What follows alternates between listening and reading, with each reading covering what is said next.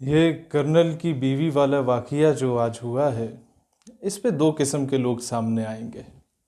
एक वो जिनको खामा खामे फ़ौज से हसद भी है, नफ़रत भी है, अपनी पुरानी भड़ास भी निकालेंगे। और दूसरा तबका वो है जो फ़ौरन पॉलिश और ब्रश उठा के ना, समझ गए होंगे आप लोग। मैं एक न्यूट्रल एनालिसिस करना चाहता हूँ। मेरे वालिद साहब ब्रिगेडियर रिटायर्ड हैं, और मुझे याद है कि जब हम लोग कोयटा में होते थे तो कई ऑफिसर्स के बच्चे जीप्स में भी जाते थे, अच्छी गाड़ियों में भी जाते थे, और अब्बा जी हमें ज़बरदस्ती 2.5 टन में भेजा करते थे। वो एक ट्रक होता है, और कोयटा की सख्त सर्दी में वो ठंडी हवा जब आती है ना, तो इंसान का मुंह फट रहा होता है। और मुझे याद पड़ता है अम्मा वैसलीन थोप थोप के हमारे मुंह पे लगाती थी कि इसका मुंह बच जाए। एनी हाउ, जब हम पूछते थे कि बाकी ऑफिसर्स के बच्चे तो इतने अच्छे तरीके से जा रहे हैं, आप हमें क्यों खामा खामे भेज रहे हैं। हाँ, कुछ ऑफिसर्स के बच्चे 2.5 टन में हमारे साथ भी जाते थे। तो अबू जी कहते हैं, पुत्र ये जब आप प्रैक्टिकल लाइफ में आओगे तो आपको अंदाज़ा होगा। फिर एक चीज़ जो मैंने थोड़ी सी मुनफरिद पाई अपनी तरबियत में, वो ये थी कि जब भी कोई जवान या कोई बंदा काम के लिए, बिलखसूस हमारे ज़्यादा इलाके के लोग आते थे किसी न किसी काम काज के लिए वालिद साहब से मिलने के लिए, तो अब्बा जी, ये नहीं कि मैं किसी कुर्सी पे बैठा हुआ हूँ या किसी दफ्तर में हूँ, वो खड़े होते, दरवाजे तक जाके उससे रिसीव करते। कोई बुज़ुर्ग होता था उससे पंजाबी में उसी लैंग्वेज में, कोई पठान होता था तो कोशिश करते थे मेरी वालदा क्योंकि पठान है तो पश्तो में थोड़ी बहुत बात कर लें। और काम हो या ना हो उस बंदे को, उसको रिगार्ड और ऑनर बहुत देना होता था। तो मैं अक्सर पूछता था कि आपका रवैया बाकियों से बड़ा मुनफरिद क्यों है, तो वो ये कहते थे कि ये इज़्ज़त अल्लाह ताला ने दी है, वो चाहता तो किसी और को शायद ये इज़्ज़त दे देता, तो ये हमें उसका शुक्रगुजार होना चाहिए।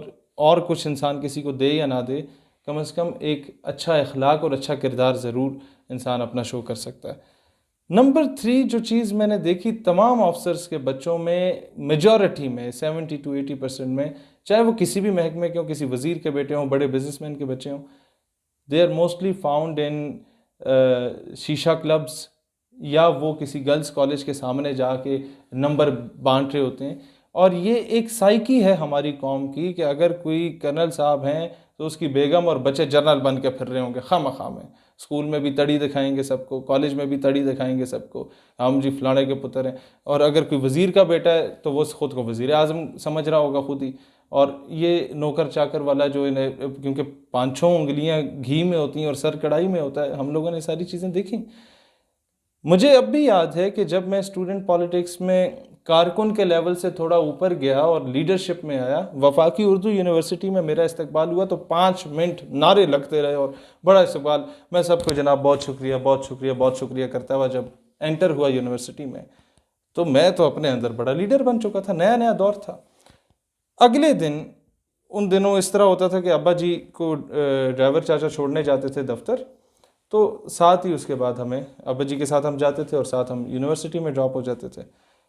तो अगले दिन, क्योंकि पिछले दिन सब ने बड़ा जनाब सलाम किया, मैं बड़ा इस्तकबाल हुआ, मैं कहा जी क्या बात है। What happened on the very next day, जब अब्बा जी दफ्तर गए ना, तो मैं ड्राइवर चाचा के साथ आगे बैठता था, अफसर अमूमन पीछे बैठते हैं, अब्बा जी पीछे बैठे हुए। तो यूनिट में दाखिल हुए तो एक सलूट पड़ता है। अब वो सलूट तो अब्बा जी को पढ़ रहे थे, लेकिन मैं अपनी तरफ से लीडर बना हुआ था। मैं जनाब बड़ी नवाजिश, थोड़ा सा आगे गए, दूसरा सलूट पड़ा, जनाब बड़ी नवाजिश, तो तीसरा सलूट पड़ा, जी बड़ी नवाजिश।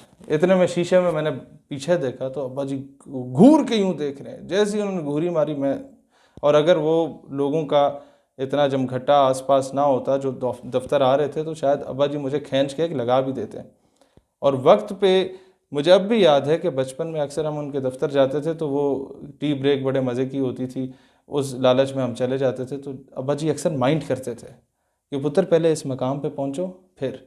और अक्सर हमें गांव भेजा करते थे महीने में 1-2 मरतबा, और लोकल पब्लिक ट्रांसपोर्ट पे सब कुछ होने के बावजूद भेजा करते थे कि जब तुम हाईएस के धक्के खाओगे, जब तुम सुजुकियों से लटक के जाओगे, वहाँ जाके गुल्ली डंडा खेलो, वहाँ जाके बेंटे खेलो, वहाँ अपने गांव की मिट्टी में जब उठोगे बैठोगे ना, तुम्हें पता चलेगा एक आम बंदे की लाइफ क्या होती है। वरना जब मैंने रिटायर हो जाना है पुत्र, तो तूने तो ज़िंदगी में धक्के खाने हैं। तो मैं समझता हूँ कि हमारे अगर सिर्फ अफवाज की बात की जाए तो ऑफिसर्स और जवान बॉर्डर पे बेचारे जाके शहादतें दे रहे होते हैं, और यहाँ पर बच्चे जो हैं वो बिगड़ रहे होते हैं, क्योंकि तरबियत का जो एलिमेंट है वो बहुत कम पाया जाता है, क्योंकि वो फोकस नहीं कर पाते बच्चों पे। और यहाँ से फिर बेगमात भी ज़ाहिर है स्टार प्लस देखेंगी, और स्टार प्लस की साड़ियाँ अपने हस्बैंड से जो है वो मांगेंगी। उन्हें ये नहीं पता होता कि वो आधी तनख्वाह तो टैक्स में कट रही है, बाकी की तनख्वाह कहीं और जनाब आपके जो रिटायरमेंट के बाद आपको कोई घर शर मिलता है उसमें कट जाती है। लेकिन क्योंकि अफसर साहब हैं तो बेगम समझती है बस इसने जैसे तैसे लेके आए और मुझे दे। तो इसीलिए जब वक्त पे चेक एंड बैलेंस नहीं रखा जाता घर वालों पे, आपने जब भी देखा है बहुत अच्छे अच्छे ऑफिसर्स बेचारे बदनाम हुए हैं तो अपने घर वालों की वजह से बदनाम हुए हैं। उन ऑफिसर्स की सिंसेरिटी पे शक नहीं किया जा सकता, लेकिन जब एक गलती उनकी लाजमी रह जाती है, घर वालों को खींच के नहीं रखते। जिस तरह अब्बा जी ने खींच के रखा है ना, तो हमें आप मदरसे में छोड़ें 1 महीने के लिए, वहाँ की दाल साग खाएंगे, खुश रहेंगे जनाब। मैंने अपने जब तहरीकी दौर गुजारा स्टूडेंट पॉलिटिक्स में, तो मैं इस्लामाबाद की सर्दियाँ जो थी ना, जनवरी फरवरी की, वो इस्लामाबाद की सड़कों पे भी सोया हूँ। मैं सिब्बी बलूचिस्तान के तपते सहराओं में जून जुलाई की गर्मियाँ गुजार के मैंने कैंपेन चलाई अपनी तंजीम की। वो इसीलिए हुआ कि बचपन से मेरे अब्बा जी ने मुझे कहा कि पुत्र, और ईद पे जब हम लोग जाते थे गांव में, तो गांव के साथ एक ढोक होती थी जहाँ मिट्टी के घर होते थे, जहाँ जिस कमरे में अब्बा जी पढ़ा करते थे, और कहते हैं वो बल्ब इतना होता था, गर्म होता था कि हमारे तो जो बाल होते थे उसकी हीट से जल जाया करते थे हम जब पढ़ाई किया करते थे। तो ईद पे बिलखसूस हमारे दादा जिस ढोक पे रहते थे और वालिद साहब जिस ढोक पे रहते थे, जहाँ जिस कमरे में गाय भैंसें बंधी होती थी, कहते हैं अक्सर हमें इधर ही सोना पड़ता था।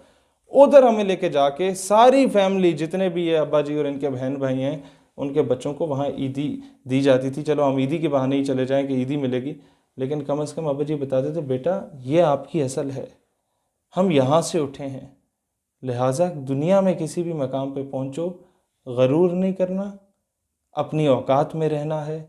और यही पैगाम जो अब्बा जी मुझे कहते थे, मैं किसी का उस मर्तबे पे तो नहीं हूँ, लेकिन यही पैगाम देना चाहूँगा कि one should remain in his and her limits.